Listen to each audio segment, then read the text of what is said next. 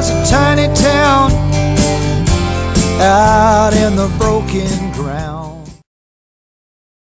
I know what do I know about Minnesota? Garrison Keillor, Prairie Home Companion, my friend John Seeger, and the fact that the Mississippi River, and a lot of people won't know this, the Mississippi River rises in Minnesota. It comes out of the glacial waters, and that's why there's so many lakes there in Minnesota.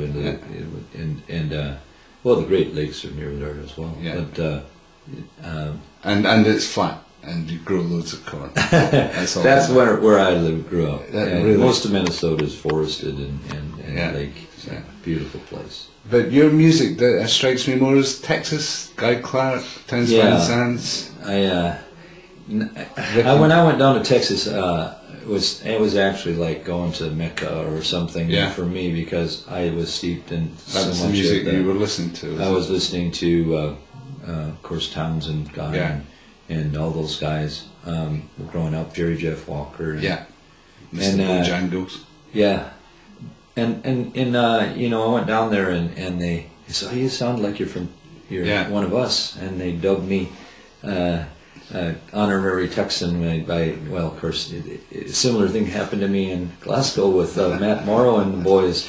I played my nice song I wrote called "Holy Mother of God." It's a Celtic song, and they dubbed me an honorary Jacobite. So. Here I am, you know. I'm glad to be one. Well, there's connections. I mean, Texas, because I was saying about the Highlands being cattle droving culture. When the clearances came, the Scots were kicked out. They got to America, and they went, "Where's the cows then?" And ended up the Chisholm Trail. That's all Scottish cowboys that started all that. Scottish money as well in those days as well. So then they ended up in Texas. You're saying you're a Viking, but you're... Well, I'm home, I think. I have no idea if that's true, but my mother was Norwegian, father is half Irish or German. Yeah. Well, it certainly feels like we've got you home anyway. Yeah. You were saying the high spot of this tour, apart from all of that, in England, was getting to the Cotswolds, on a kind of pilgrimage back to the home of a friend's song. Is that right? Yeah, my friend Jack Hardy, he tours Ireland a lot, and I don't know if he's toured Scotland or not. I think he should invite him up, because Jack is a hero to me out of New York City, and I met him in Texas at the festival. He's old school, isn't he? Yeah, back to he goes Greenwich back Village to the Greenwich Village days, and the thing about Jack is he probably knows as much about Irish music as the Irish, and he can actually speak Gaelic and pass himself off as a native. Wow. But he wrote this beautiful song about Yulee, England, and this song was about the Napoleonic Wars, and I asked my friend David Connolly, took me there, and I went to the pub, that was the Old Crown, and sang the song, and they were quite surprised. Yeah, so the people of Yulee didn't know that they'd been eulogized in the song. Eulogized? All right. I know. I get these moments and these flashes every now and again, and that was it for this week, I think. So you were sat in the pub and the folk were going, "Is that about us? Is that what was happening, really?" Yeah, and they were just in the midday, and we had a great steak and ale pie as well. Yeah. And then we went to the church, and I sang. And you sang in the church? I sang in the church because my friend David Conley, this is Charlie from America, he's here, he has a song, and of course I had to sing it, but I didn't have my guitar with me, so I just sang it into the ancient stone rafters, along with unbelievable sound. Other millions of people over the years. And I had chills. It was a spiritual experience and I know Jack doesn't know anything about this yet, and I haven't told him. Well, I'm filming it. It's going to go on YouTube, so maybe you should sing it for us. Let's do it. I've recorded this song with my Celtic band back home, and I just joined them a year ago, and I'm having a lot of fun trying to be Celtic, so my apologies to actual Celts that It's all right. We try to be cowboys as well. Right. It's kind of weird. Matt Morrow and his group are trying to be Americans, but and pulling it off quite well, I might add. In the same way as the Rolling Stones were trying to be American, I have to say. Yeah, no. I mean, the Rolling Stones turned me on the blues. And the Animals. Isn't that the way? Yeah. Anyway, the Yulee Mill song.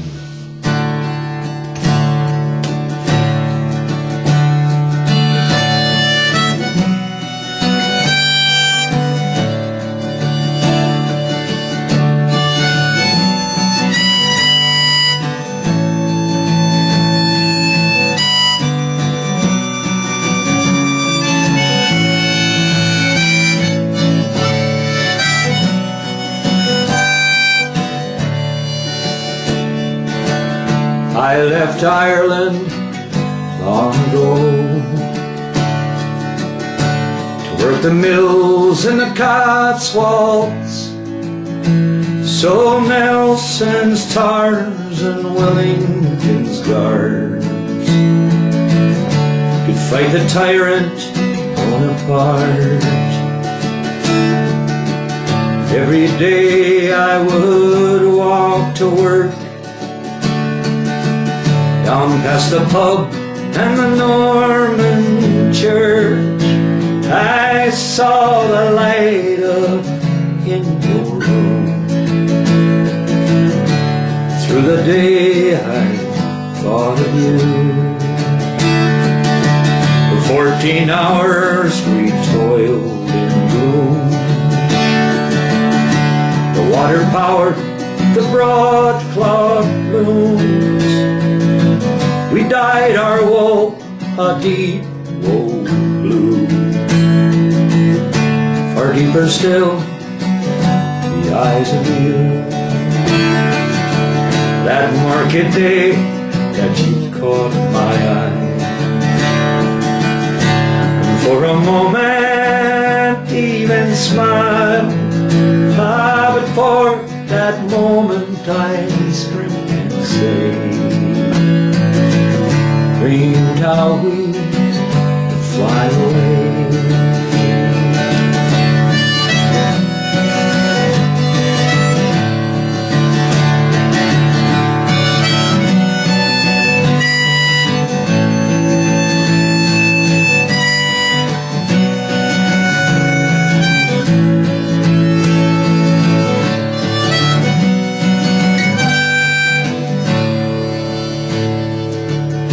Now they're all steaming coal. Millworks moving to the north. They cut our wages to the bone. And with my brogue I was the first let go. So I walked down the Alton Road, past manor houses locked and sold, stopped by the Old Crown one last pint. Had not the heart to say goodbye. I left Ireland long ago to work the mills and the Cotswolds, so Nelson's tars and Wellington's guard could fight the tyrant Bonaparte.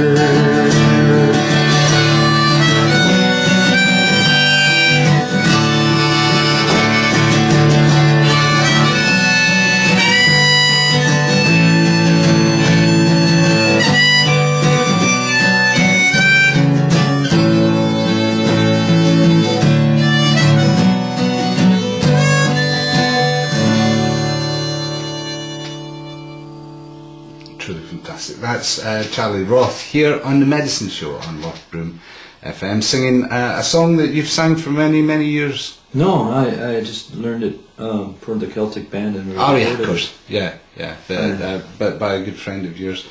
And that'd be like me going to the streets of Laredo and singing at high noon. Yeah, that's kind of a brave move, isn't it? I hope they don't like tar and feather me now. No, I would say not. I'd say that you'll be a legend in Yulee anyway. I would hope. Or heaven forbid, I should get to Lake Wobegon and go to the Garrison. I live about 20 miles from the actual fictionary town, which is Freeport, it's called, and there's the Chatterbox Cafe would be Charlie's Cafe, and I know all those places. I know all those people. I grew up with those. That's the guy. The characters are. For those that don't real. know, there's characters in a radio show which is the Prairie Home Companion, and it's hosted by Garson Keller, and he has all sorts of characters, fictional and non-fictional as well, coming in and playing for him. It's syndicated throughout the.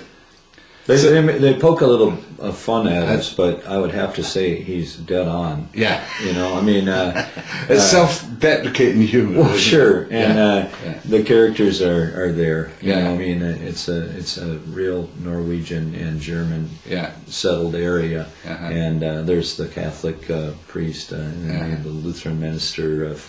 Norwegian Lutheran minister and the German Catholic priest. It went to a movie, didn't it, with Meryl Streep and the movie is awful. Harrison. It was really. I enjoyed it. Really, I did enjoy it. Yeah. I would have much preferred the actual people that he has on the show were funnier than the actors he hired to play them. Well, Hollywood hired to play them. Well, I suppose, but the show is brilliant. You know, Garrison actually.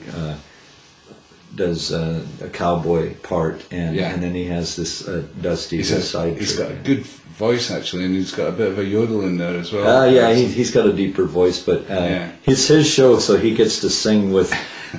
He'll bring on the Waylon Jennings or somebody, and he just loves the female voice, and so I haven't got a chance to get on it. Maybe someday. I know. He has Greg Brown on all the time, a big hero of mine. Pat Yeah. Donahue's a personal friend. Yeah. So that's we should. George is going to take you down to the Argyle Hotel. We're playing this evening. Before we do that, though, for those that can't, this is traditional. I always ask you to tell everybody where our guests to tell us where they might not get the music if they can't get along to the show tonight.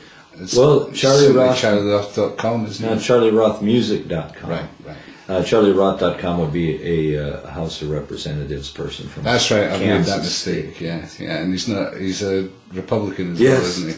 Yes, he has a sense of humor. Actually, he got an offer to play at one of your gigs in Montevideo, Minnesota, and how much did you come to sing? And he said, well, $2,000, but I don't know why he would want me to sing. And I thought that was pretty funny. Funny up to the point of, when was the last time you got a $2,000 gig? Well, it's been a while. Let's hope. I'm a broke singer now. So. Yeah.